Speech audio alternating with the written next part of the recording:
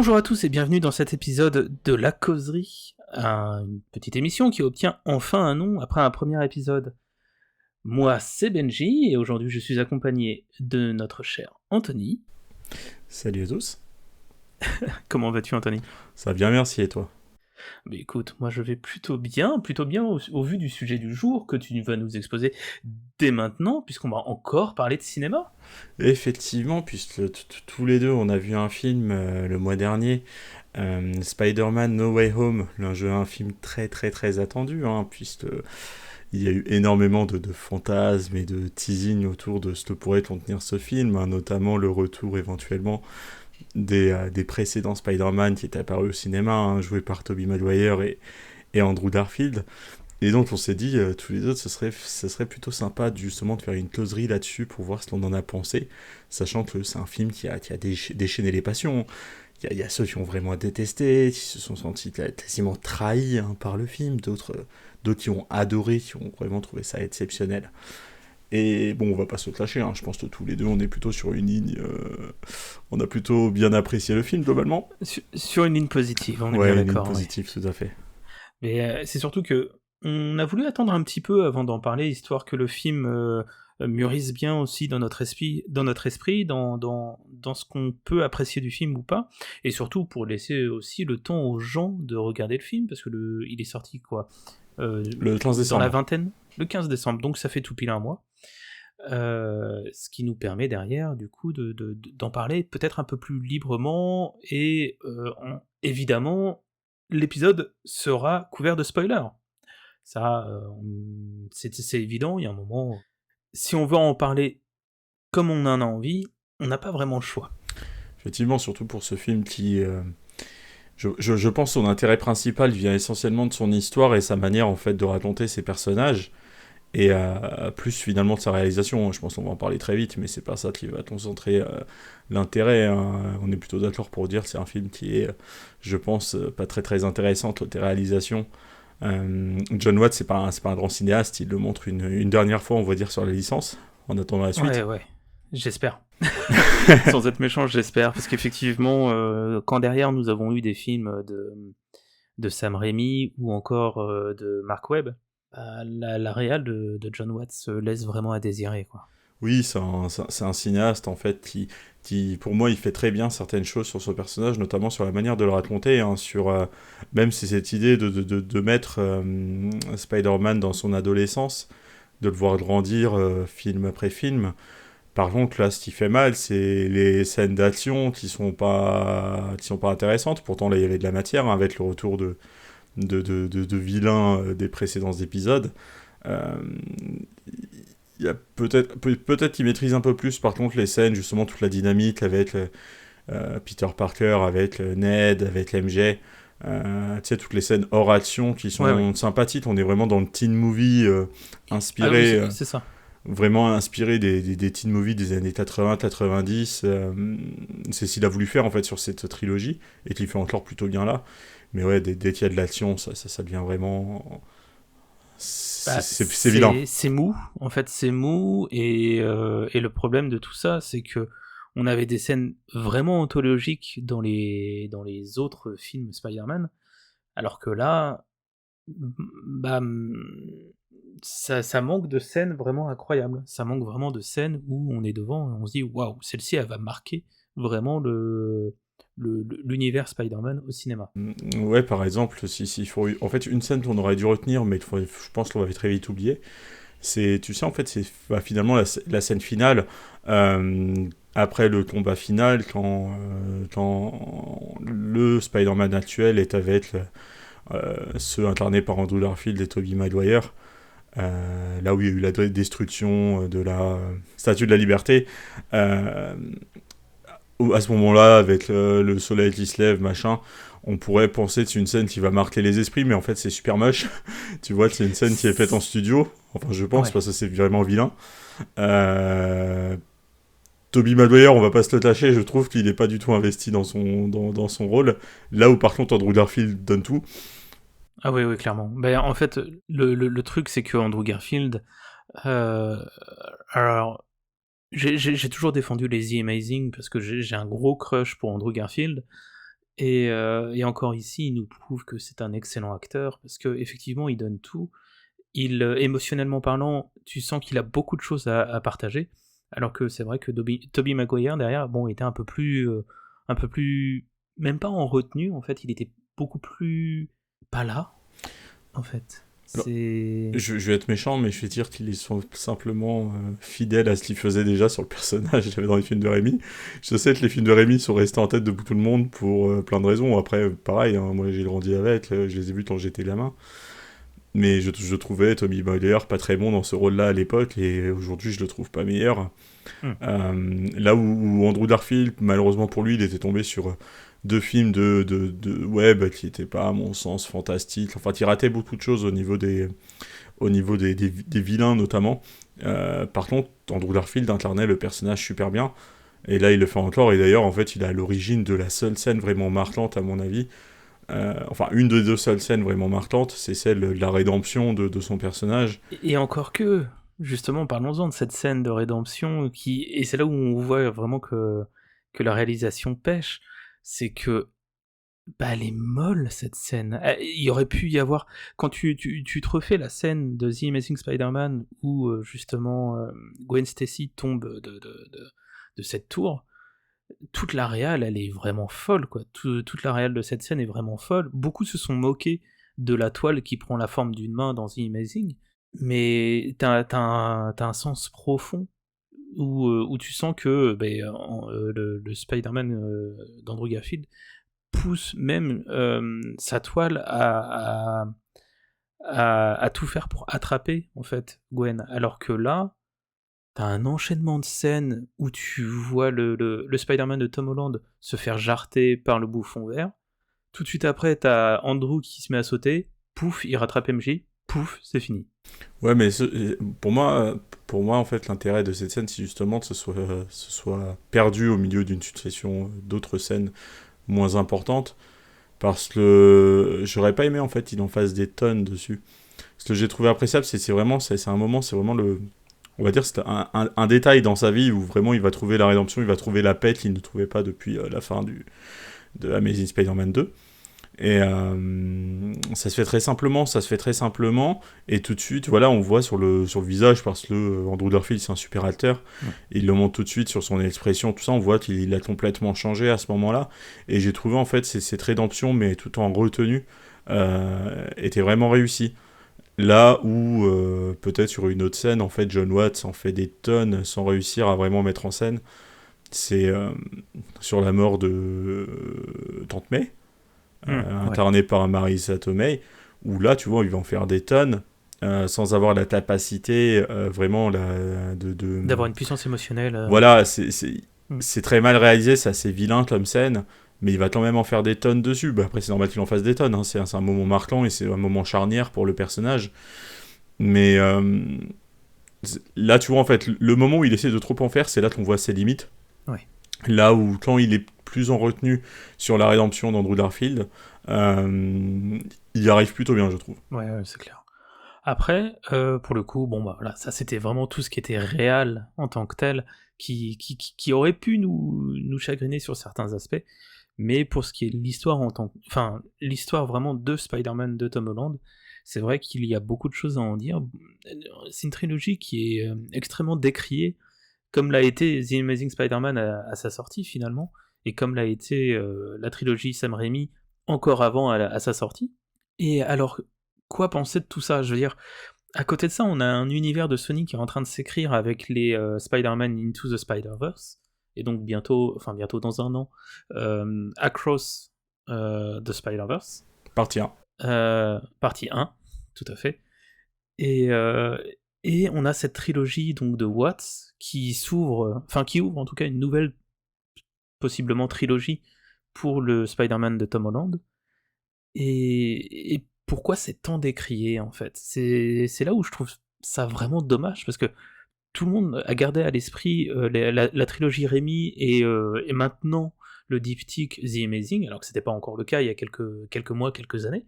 Et c'est cette trilogie qui devient le canard boiteux de tout ce qui a été fait chez Spider-Man, alors que pour autant, c'est peut-être celle qui respecte le plus le personnage. Bah, je pense, en fait, Tout simplement parce que à la limite, Amazing Spider-Man de Mark Webb avec Andrew Garfield, c'est celui qui était le plus proche du Spider-Man le plus connu. Hmm. Là où la trilogie de Raimi en fait avait été beaucoup critiquée à l'époque, d'abord sur sur les pouvoirs, c'était des pouvoirs organiques Oui. qui sortaient de lui, tout le monde trouvait ça absolument ridicule parce que ce n'était pas le cas dans les comics. Tommy Maguire, il était très critiqué aussi parce que à l'époque, avant qu'il y ait une sorte de révisionnisme par les cinéphiles d'aujourd'hui, à l'époque, Tommy Maguire était vraiment considéré comme un très mauvais acteur dans ses trilogies. Et il y a beaucoup de scènes qui faisaient beaucoup rire à cause de ces expressions faciales qui étaient un Oui. peu ridicules par moments. Qui sont devenus des mèmes, hein. Oui, et puis la réalisation de Sam Raimi à l'époque qui semblait un peu kitsch en fait, même si ça allait avec l'univers des comics. Mais tu vois, justement, je me suis refait la trilogie récemment, et la scène de réveil d'Octavius, c'est du Evil Dead à 2000%, quoi. Ouais, totalement. C'est complètement ça. Et tu vois, là, en l'occurrence, la trilogie de John Watts, elle a aussi attiré des critiques, à mon sens, parce que de la même manière que Raimi à l'époque, le cinéaste a voulu placer le héros dans quelque chose de différent. Alors, Raimi a voulu lui donner des pouvoirs organiques.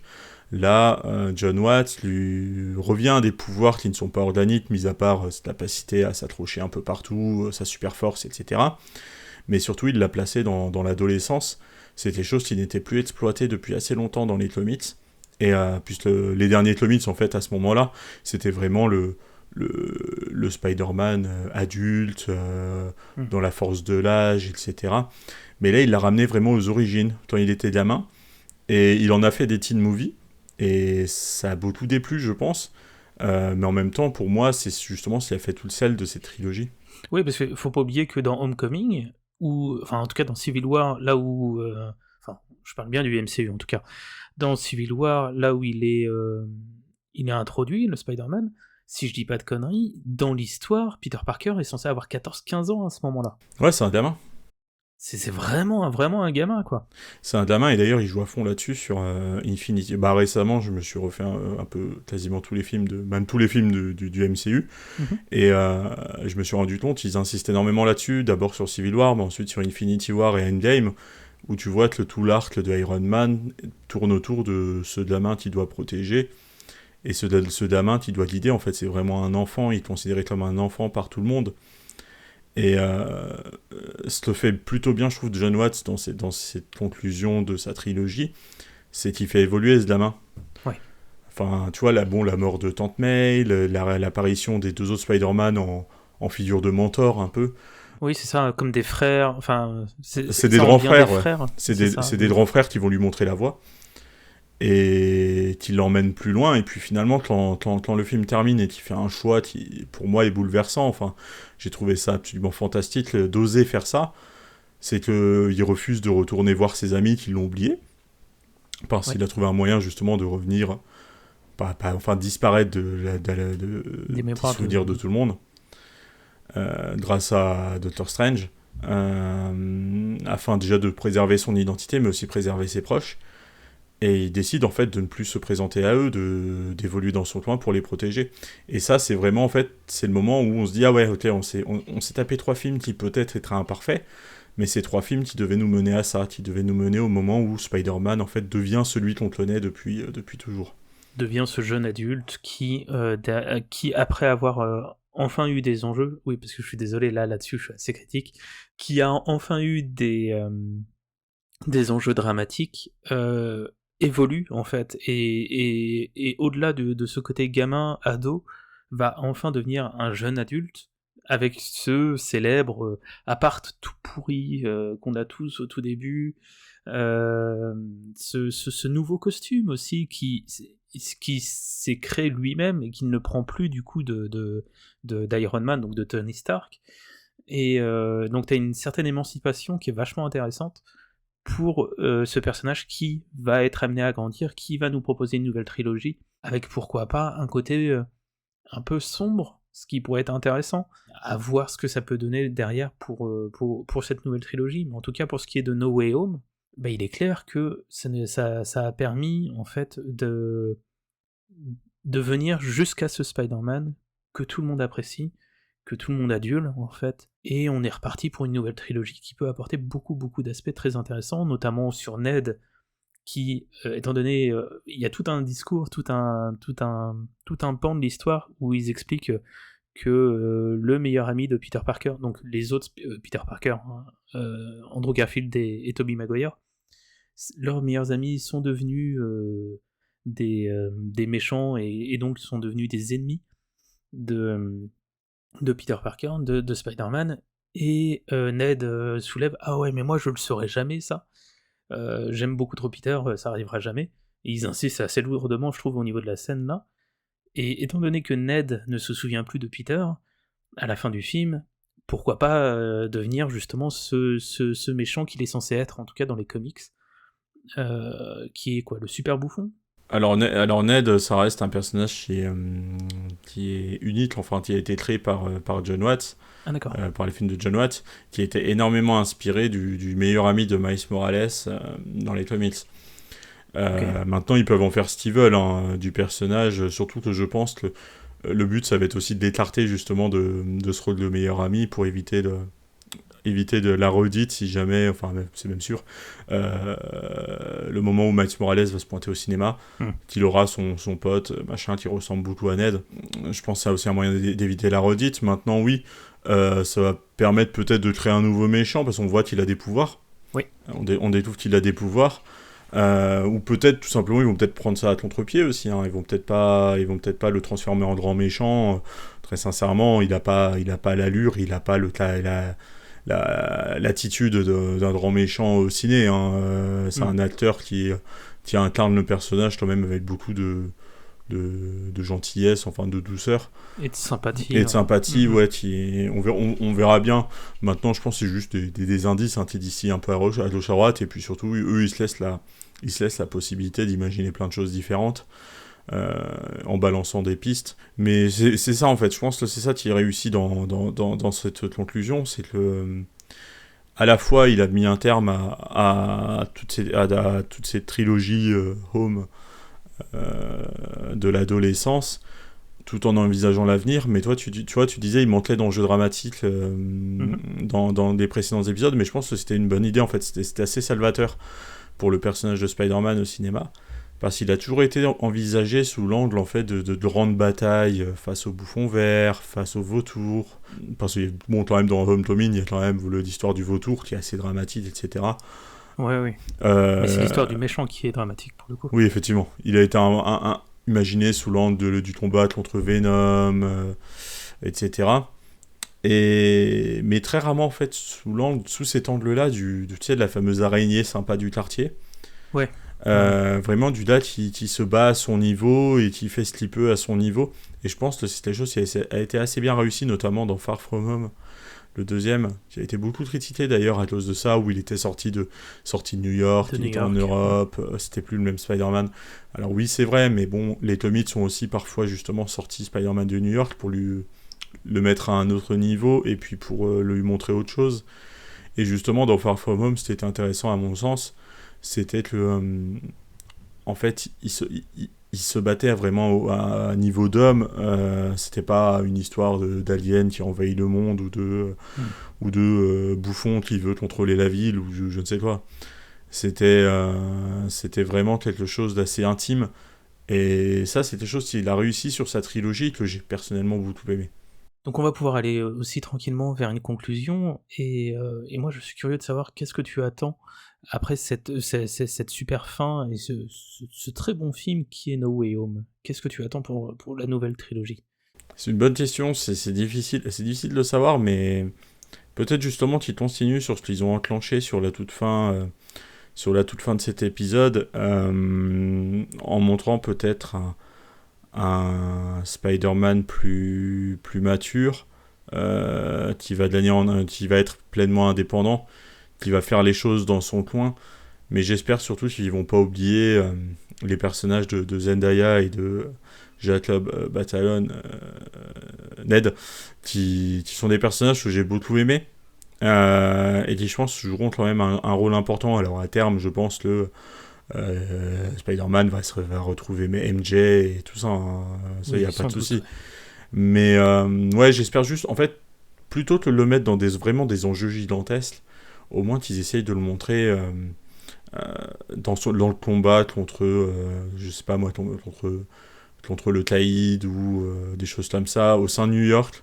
Vraiment qu'il ait en fait cette fonction qu'on n'a jamais vue finalement au ciné, de vraiment le gars qui se bat contre la mafia à New York. Oui, c'est vrai. Qui a été un petit peu esquissé. Avec qui il pourrait d'ailleurs s'allier avec Daredevil. Bah ouais, parce qu'on le voit, on n'a pas parlé, mais on le voit très vite dans le film, il fait une apparition. Et ça pourrait être très intéressant, parce que le Thaïd, ça reste un méchant de l'univers de Spider-Man qui est assez présent dans les comics, mais qui a été rarement vu, on l'a jamais vu au ciné en fait. À chaque fois qu'on l'a vu, c'était pour Daredevil, ouais. Du coup, ça serait plutôt cool. Ouais. J'aimerais bien un truc comme ça, finalement, qui serait assez proche du Spider-Man PS4, là, le jeu, tu sais, tout l'arc autour du Thaïd, et puis même des autres malfrats au sein de New York. C'est vraiment des choses comme ça, j'aimerais beaucoup. D'accord, ok. Ouais, c'est intéressant. Je partage assez ton avis là-dessus. Après, immanquablement, on aura du Venom. Oui. Ça, c'est obligé. D'ailleurs, j'ai enfin vu le Venom 2. Et ça pourrait faire l'occasion d'une autre causerie, ou pas. Ouais.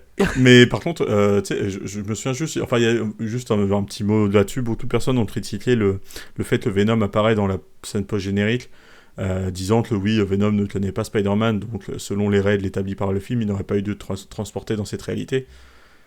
Oui, mais non, c'est pas comme ça que ça marche. Mais en fait, les Venoms sont connectés entre eux. Voilà, et puis la réponse est apportée en fait dans la scène post-générique de Venom 2 qui est sortie juste avant, et que personne n'a regardé. Et moi je l'ai regardé justement après ce film-là, et là je me dis, ah oui, en fait c'était comme ça. Et la scène post-générique avait été réalisée par John Watts apparemment. D'accord, ok. Et il se passe quoi du coup dans cette scène post-gène ? Alors en fait, il se fait... Venom se fait transporter dans un hôtel, dans une réalité alternative. Okay. Et il voit sur la télé, juste au moment où c'est annoncé l'identité de Peter Parker. Ok, et c'est à ce moment-là aussi... Et donc c'est à ce moment-là qu'il prend connaissance, de Spider-Man. Et c'est là en fait que le film nous suggère que effectivement les Venoms ils sont tous connectés. Et en fait Venom dans sa conscience propre, il sait qu'il y a d'autres univers. Ouais, je vois. Bon bah comme quoi il y a une explication à tout hein, finalement. Ouais. Donc voilà, si jamais vous ne l'avez toujours pas vu, bon bah là pour le coup c'est un peu dommage au vu de tout l'épisode très spoilant qu'on a fait, mais en attendant, on vous invite à redécouvrir cette trilogie de Tom Holland qui, malgré tout, est vraiment bonne, tout comme les autres films Spider-Man. Il faut pas choisir. Vous avez le droit d'aimer ou non telle ou telle trilogie, mais de là à casser autant de sucre sur une trilogie juste parce que vos souvenirs nostalgiques vous emportent en disant de toute façon le meilleur c'est Tobey Maguire et rien d'autre, c'est un peu être fermé d'esprit. Je pense justement que ce troisième film, en fait, revoir ce troisième film avec les deux précédents en un bloc, ça peut permettre aussi de redonner ces lettres de noblesse à ces trilogies, en montrant en fait qu'il y a un vrai cheminement logique entre les trois épisodes. En fait, ce qui manquait d'intensité dramatique dans les précédents, c'était juste en fait la route qui allait mener Spider-Man à cette dernière étape. C'est ça, tout à fait. Donc on pourra éventuellement se retrouver pour un prochain épisode d'une causerie sur un prochain film Spider-Man, que ce soit l'univers Miles Morales par Sony avec j'ai tellement hâte. Spider-Man Across the Spider-Verse Part 1. Et on pourra aussi se retrouver pour une autre causerie autour d'un petit feu tranquille, soit en parlant d'un film, d'une série, ou d'un jeu vidéo, ou d'un bouquin. On vous souhaite une très belle journée. N'oubliez pas de nous rejoindre sur tous les réseaux sociaux, Twitter, Instagram et Discord. Et regardez des films, prenez soin de vous. Ciao. Salut.